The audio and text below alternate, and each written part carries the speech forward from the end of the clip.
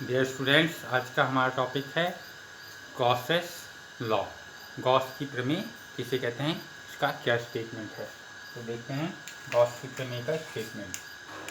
किसी बंद पृष्ठ से गुजरने वाला नेट वैद्युत फ्लक्स फाई सी उसके अंदर के नेट आवेश का 1/ε0, इसको क्या कहते हैं 1/ε0, ये है ε0 गुना होता है। सो बंद पृष्ठ मीन्स क्लोज सरफेस, इसीलिए देखिए यहाँ पे फाई के नीचे क्या लिखा है सी। सी किस लिए है, क्लोज सरफेस के लिए है। उसके अंदर का नेट आवेश का 1/ε0 गुना होता है मैथमेटिकल फॉर्म में phi C is equal to Q/ε0।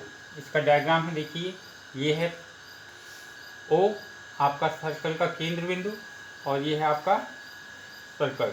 यहाँ पे केंद्र बिंदु से हमने एक पॉइंट लिया है, इस पॉइंट से यहाँ से इसको जोड़ा है, तो इसकी इलेक्ट्रिक फील्ड किधर है, देखिए यहाँ से परपेंडिकुलर है E, और ये जो सरफेस है इस स्फीयर के ऊपर क्या है, इस सरफेस ds, एक छोटा सा सरफेस लिया है ds। अब ये देखिए यहाँ पे सेंटर से जब ये स्फीयर है जो बॉल रहता है, बॉल टाइप में है, तो उसके सेंटर पॉइंट से जब आप सरफेस लोगे तो किस तरह से कोनिकल फॉर्म आएगा, जैसे आइसक्रीम वाला क्यूब रहता है उस तरह से।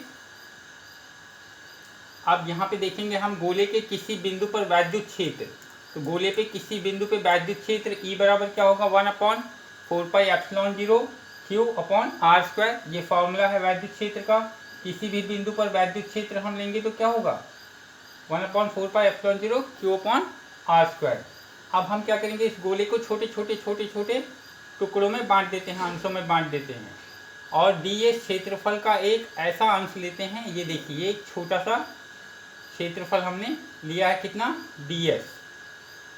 अब ds के क्षेत्रफल से गुजरने वाला वैद्युत फ्लक्स, अब इस क्षेत्र से जो आपका ds है, इधर से इलेक्ट्रिक फील्ड किधर है, डायरेक्ट परपेंडिकुलर है, तो इससे गुजरने वाला वैद्युत फ्लक्स क्या होगा, परपेंडिकुलर है, तो E dot ds dot product होगा d phi is equal to E dot ds is equal to E ds cos 0 क्यों है, क्योंकि दोनों एक ही डायरेक्शन में है, दोनों के बीच कितना कोण है थीटा बराबर 0। So cos of 0 is 1, E dot ds cos 0 is equal to E ds। अब आगे देखते हैं गोले से गुजरने वाला कुल वैद्युत फ्लक्स। अब इस गोले से गुजरने वाला कुल वैद्युत flux phi C is equal to integral, ये देखिए यहाँ पे छोटा सा गोल है, गोल क्यों है, क्योंकि इंटीग्रल साइन के ऊपर इसलिए है क्योंकि ये क्लोज सरफेस के ऊपर हम ले रहे हैं, जो भी कुछ कर रहे हैं वो बंद पृष्ठ क्लोज सरफेस के लिए है। So is equal to integral E dot ds is equal to E आपका जो है ये कांस्टेंट है वैद्युत क्षेत्र, इसकी वैल्यू नहीं चेंज होगी, तो ये इंटीग्रल के बाहर आ जाएगा, इंटीग्रल ds यहाँ पे आ जाएगा E इंटीग्रल ds।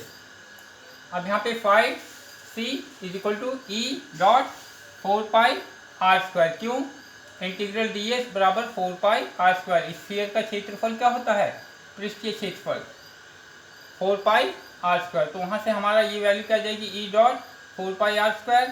अब E की वैल्यू हम क्या करेंगे, यहाँ पे हमको पहले ही मालूम है 1/4πε0 Q/r², तो ये वाली वैल्यू हम यहाँ पुट कर देंगे।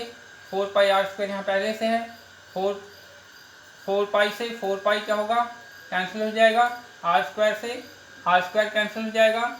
अब बचेगा क्या हमारे पास, phi C is equal to Q/ε0। अब इसको हम इस तरह से लिखेंगे जैसा कि हमारा स्टेटमेंट है 1/ε0 गुना होता है, तो 1/ε0 multiply by Q, phi C is equal to 1/ε0 multiply by Q। इसके आगे phi C is equal to E dot ds, यहाँ से E dot ds is equal to Q/ε0, यही है हमारी गॉस की थ्योरम। सो आपको पहली बात तो स्टेटमेंट में बंद पृष्ठ है ये याद रखना है, और उसके अंदर का कुल आवेश कितना होता है 1/ε0 गुना होता है उसके अंदर टोटल चार्ज जितना होता है। ठीक है, आप लोगों को अच्छे से समझ गया होगा गॉस की प्रमेय किसे कहते हैं।